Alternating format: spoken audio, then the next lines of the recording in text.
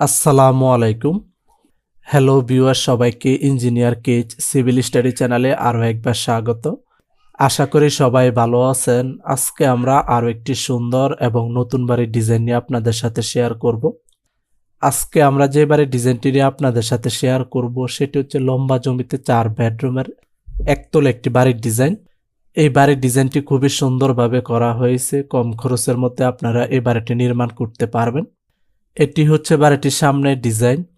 বাড়িটির সামনে একটি সুন্দর ডিজাইনের পোর্চ থাকবে। পোর্চের নিচে দুই পাশে আমরা বসার ব্যবস্থা করে দিছি, আপনারা চাইলে এখানে বসতে পারবেন।